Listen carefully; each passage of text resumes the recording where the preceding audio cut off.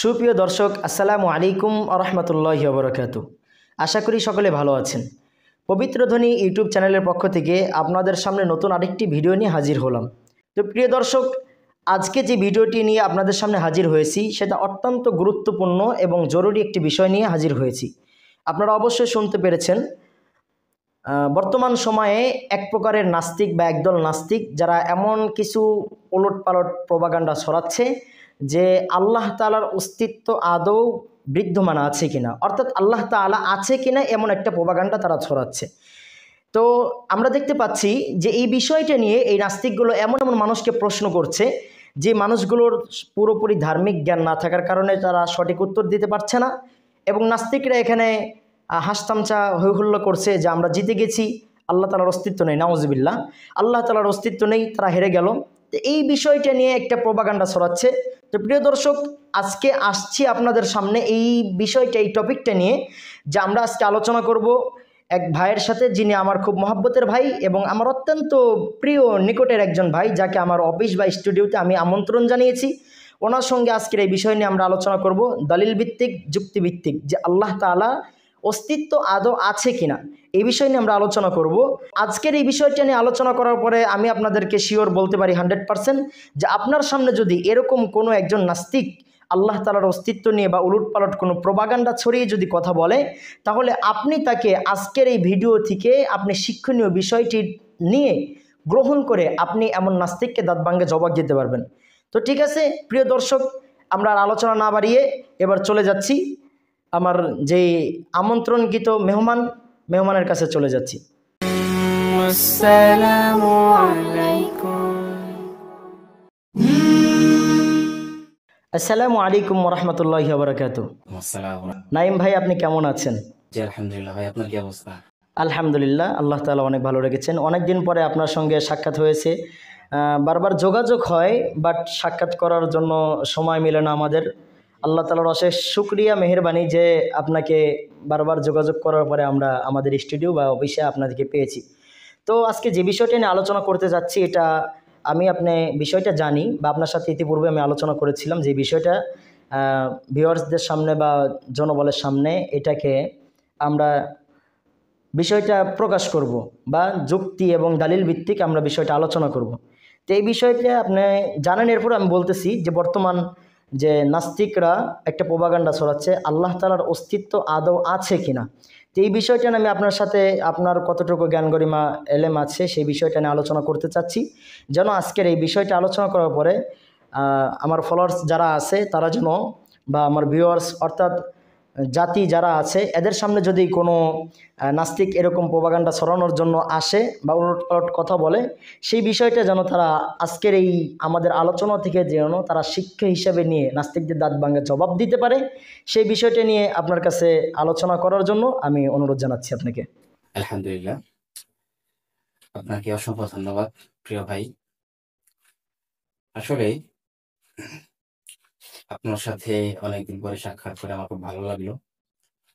তীব্র আকাঙ্ক্ষা ছিল আপনার সাথে সাক্ষাৎ করার, তো সেই সুযোগটি আপনি করে দিয়েছেন এবং একটি গুরুত্বপূর্ণ বিষয় বর্তমান সময়ে যেটা মহামারীর মতো আকার ধারণ করেছে। তো আসলে শুরুতে আমি যেটি কথা বলবো আপনার কাছে সেটি হলো, আসলে দেখেন, নাস্তিকদের যে যুক্তি সেটি একদম একদম হালকা।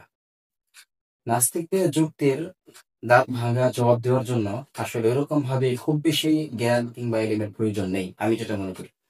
কারণ একটা নাস্তিক যখন প্রশ্ন করে, সে খুব স্বাভাবিক একটি বিষয় থেকে প্রশ্ন করে, খুব স্বাভাবিক। সে মনে করে যে আমি একটি জিনিস অস্তিত্ব দেখতে পাচ্ছি না, তার মানে সেটা নেই। নাস্তিক এটা মনে করতেছে যে দেখেন, একটা জিনিস নেই তার মানে সেটা নেই। আসলে আমি আপনার একটু প্রশ্ন করতে চাই ভাই, আমরা কি নিজ চোখে কখন আমেরিকা দেখেছি? না। আপনি দেখছেন? না, দেখি। আমি দেখেছি। যাদের ভাগ্য হয়েছে তারা গিয়েছে। এখন আমি আর আপনি যদি বলি আমেরিকা পৃথিবীতে নাই, কত রূপ যৌক্তিক হবে আপনি বলেন? এটা কত রূপ যৌক্তিক হয়? নিতান্ত একটা আপনি যদি এটা বাজারে কিংবা রাস্তাঘাট এটা বলে বেড়ান, তাহলে কিন্তু মানুষ আপনাকে ঠিক পাগল বলবে কিংবা বলবে যে তার মেন্টালিটি সমস্যা আছে, বলবে কেন? আসলে দেখুন ভাই, এটা আমি আগে শুরু করলাম না, আপনাকে সাধারণ একটু বললাম। সেটা বললাম যে আসলে নাস্তিকদের জবাব দেওয়ার জন্য খুব বেশি এলেন কিংবা জ্ঞানের প্রয়োজন নেই। আমার যদিও এত এলেম বা জ্ঞান নেই, আপনি আমাকে ডেকেছেন। যাই হোক, আমি সেটা বলতে চাই, আসলে দেখুন, আমরা শুরুতেই আল্লাহ পাকের কিছু বরত্ব দেখি। আল্লাহ তাআলা তার কোরআনে, রসুলের হাদিসে অসংখ্যবার আল্লাহ তাআলার অস্তিত্বের জানান দিয়েছেন। আল্লাহ তাআলা অসংখ্যবার বলেছেন কোরআনে, তুমি কি পাহাড় দেখো না? তুমি কি সাগরে দেখো না? আল্লাহ তাআলা সূরা কফের মধ্যে বলেছেন, আওয়ালাম ইয়ানজুরু ইলাস সামাই ফাওকাহুম কাইফা বানাইনাহা ওয়া যায়্যানাহা ওয়া মা লাহা মিন ফুরুজ। আল্লাহ তাআলা বলেছেন, তারা কি দেখে না তাদের মাথার উপরে আমি কিভাবে আকাশটা রেখেছি খুঁটি ছাড়া, কিভাবে আমি সেগুলো বানিয়েছি, ওয়া যায়্যানাহা, আমি সাজিয়েছি। কে তারা সাজিয়েছে? চাঁদ তারা দ্বারা। ওয়া মা লাহা মিন ফুরুজ, তার মধ্যে সামান্য পরিমাণ ফাটল নেই। তো আপনি যখন একটা নাস্তিককে বলবেন, তখন নাস্তিক আপনাকে বলবে যে আমি তো কোরআনই মানি না। এই কোরআনই যে আল্লাহর কালাম, সেটার প্রমাণ কি? আসলে দেখুন, তাহলে আমরা যুক্তিতে চলে যাই। কোরআনে আপনি শত শত আয়াতে, প্রত্যেক আয়াতের ভাজে ভাজে, কোরআনের ভাজে ভাজে, কোরআনের পাতায় পাতায় আপনি পাবেন মহান আল্লাহ তাআলার অস্তিত্ব রয়েছে। এখন কোন নাস্তিক তো সে কোরআনই মানে না, কোরআন মানতে তো সে নাস্তিক থাকতো না, সে আস্তিক হয়ে যেত। তো আমি আপনাকে যৌক্তিক কিছু বিষয় বলছি, যেটা আপনাকে শুরুতে বললাম। আমরা চোখে অনেক কিছুই দেখি না এই সময়। আসলে দেখুন, আমরা কখনো সুখ দেখছি না, সুখে দেখিনি, কিন্তু আমরা বলি যে লোকটা সুখে আছে। দুঃখ কখনো দেখি নাই, আমরা বলি লোকটা দুঃখে আছে। তাহলে বলেন, এখন যদি আমরা বলি পৃথিবীতে সুখ দুঃখ বলতে কিচ্ছু নাই, সুখ দুঃখ বলতে পৃথিবীতে কিচ্ছু নাই, তাহলে এটা কি মানে নিতান্তই পাগলামির কথা হবে না? উন্মাদ। কিন্তু আসলে এর অস্তিত্ব অবশ্যই আছে। এই সাধারণ একটা যুক্তি, আসলে যেটা দেখা যায় না সেটা নেই, বিষয়টা এরকম না। বরং যেরকম হতে পারে, যেটা চোখের সামনে দেখা যাইতেছে সেটা অনেক সময় ভ্যানিশ হয়ে যেতে পারে, তাই কিনা? আপনার সামনে একজন মানুষ ছিল, কালকে ছিল আপনার সামনে হাঁটতো, আজকে সে নাই, হইতে পারে কিনা? কালকে অস্তিত্ব ছিল, আজকে নাই। আজকে যেহেতু আপনার সামনে নাই, তার মানে কি আপনি বলে দিবেন সে কখনোই পৃথিবীতে ছিল না? সে ছিল। তো চোখের সামনে দেখা না গেলেই, যদি সেটা অস্তিত্ব না থাকে, সৃষ্টিকর্তার অস্তিত্ব যদি না থাকে, তার আগে আপনাকে একটা কথা বলি মাঝে, সেটা হলো প্রত্যেক সৃষ্টিকর্তার অস্তিত্ব হলো তার সৃষ্টি। সৃষ্টি থাকার মানে তার তো স্রষ্টা রয়েছে। যেমন এখন আপনার সামনে নাস্তিক যখন আপনার সামনে পারবে না, তখন আপনার সামনে সে গলাবাজি করবে, কিংবা আপনার সামনে সে হটকারিতা করবে, উচ্চ সুরে কথা বলবে। তখন আমি আপনাকে একটা কথা বলি মাঝখানে, কথাটা যদিও একটু হাসির হয়। নাস্তিকদের সব যুক্তি দেওয়ার পরেও, তাদের যুক্তি খণ্ডন করার পরেও যদি সে যুক্তি না মানে, তাহলে আপনার কাছে একটি মাত্র পথ, সেটা হলো ডান্নাতুল হেদায়েত। রাইট বলছেন। সেটা হলো হেদায়ের হেদায়ের ডান গাছ, ঠিক আছে? এই ডান গাছ ছাড়া সে আর হেদায়েত, সে গালি গালে, সেটা হেদায়েত আসবে না। হ্যাঁ, হেদায়েত আসবে না। কারণ দেখেন, আপনি তাকে বললেন, একজন নাস্তিক, সে তো পৃথিবীর সব দেশেই ঘুরে নাই, সব জায়গায় শিখে গেছে, যায় নাই। সে হয়তো আমেরিকা গেছে, ইউরোপ সব কান্ট্রিতেই ঘুরছে, সে হয়তো আফ্রিকায় যায় নাই, হতে পারে কিনা? সে হয়তো আরব কান্ট্রির কোনো একটা দেশে ঘুরে নাই, সে এশিয়ার মহাদেশের মধ্যে যে কোনো একটা কান্ট্রিতে না যেতে পারে। যেমন ধরেন, সে বাংলাদেশে রয়েছে, সে বাংলাদেশের কোনো এক জায়গায় যায় নাই, তার মানে কি বাংলাদেশ নাই? অবশ্যই আছে। তাহলে দেখুন, সে এখন যদি সে তাও না মানে, সে যদি বলে না আমি তার অস্তিত্ব দেখতে পাচ্ছি না, সৃষ্টি, আপনি বলবেন যে আল্লাহ তাআলার অস্তিত্ব আছে, তার প্রমাণ হলো সৃষ্টি। এই গাছ রয়েছে, নদী রয়েছে, পাহাড় রয়েছে, সাগর রয়েছে, সবকিছু রয়েছে, পাহাড় সবকিছুই। এখন তুমি কি মনে করো এগুলো একা একা হচ্ছে? সে হয়তো বা বলবে যে হ্যাঁ, এগুলো একটা বিস্ফোরণের মাধ্যমে হয়ে গেছে, যেটা বিজ্ঞানিক তথ্য। আসলে দেখুন, সে যখন এই কথা বলবে, তখন সে আপনি তাকে বলবেন, আপনি তো, যখন আপনার মাথায় টুপি থাকবে, কিংবা তার মাথায় যদি টুপি থাকে, সে তো টুপি দিবে না, সে তো নাস্তিক। সে তো টুপি দিলে সে আস্তিক হয়ে যাইতো, সে তো টুপি দিবে না। আপনি তাকে বলবেন তোমার পোশাক খুলো, তার শার্টটা খুলে ফেলবেন, তার হাতে যে মাইক্রোফোন থাকবে সেটা নিয়ে যাবেন, আপনি নিয়ে যাওয়ার পর বলবেন যে এটা দেখা একাই হয়ে গেছে, পোশাক দেখা একাই হয়ে গেছে, এমনিতে হয়ে গেছে, এটা স্রষ্টা নাই। কারণ এই টুপিতে এটাই কি কোন স্রষ্টা চিহ্ন আছে? এটা কি যে বানিয়েছে তার কোন নিদর্শন আছে? এটাই, এটা কিন্তু বানানো হয়েছে। এটা সেলাই, এটার কার্যকলাপ দেখলেই বোঝা যায় এটা একজন বানিয়েছে, স্রষ্টা। এখন স্রষ্টার অস্তিত্ব থাকাই যে আবশ্যক, বিষয়টা এরকম না। বরঞ্চ স্রষ্টার অস্তিত্ব সব জায়গায় থাকাটা সম্ভব নয়। আপনি দেখেন, বইয়ের মধ্যে যে কোনো বইয়ের লেখক, সে বই লেখে, আসলে কি যে লেখক তার অস্তিত্ব বইয়ের মধ্যে রয়েছে? নাই, থাকা সম্ভব নয়, কোনোভাবে সম্ভব নয়। সে তার নাম লিখে দিয়েছে। এখন আপনি বলতে পারেন, সে বলতে পারে যে ভাই, এই বইয়ের লেখক তার নাম লিখে দিয়েছে, তাহলে তো কোরআন দেখেন, কোরআন তো আল্লাহ শত শতবার তার নাম লিখে দিয়েছে, এটা আল্লাহর কালাম। এখন আপনি তাকে প্রশ্ন করলেন যে ভাই, তোমার যে পিতা মাতা, সেই যে তোমার পিতা মাতা, এটার প্রমাণ কি? তোমার মা তো অন্যজন হতে পারে, কিংবা তোমার পিতা তো অন্য কেউ হতে পারে। সে তখন কি বলবে? সে বলবে, ভাই আমি যখন শুরুতে যখন আমার মাথায় জ্ঞান বুদ্ধি সামান্য পরিমাণ হয়েছে, তখন থেকেই মানুষ আমাকে বলতেছে যে এটা আমার পিতা মাতা, আমার পিতা আমাকে পরিচয় দিয়েছে যে আমি তোমার পিতা, বা আমার মাতা বলেছে সে আমার মাতা, আশেপাশের সব মানুষ বলেছে, স্বীকৃতি দিয়েছে যে সেটা তার মা। তখন আপনি তাকে বলতে পারেন, কিংবা আমরা তাকে বলতে পারি যে সামান্য কয়জন মানুষ তোমাকে স্বীকৃতি দিছে, তোমার পিতা মাতাকে চিনে কয়জন? 10 জন, 20 জন, 50 জন, 100 জন?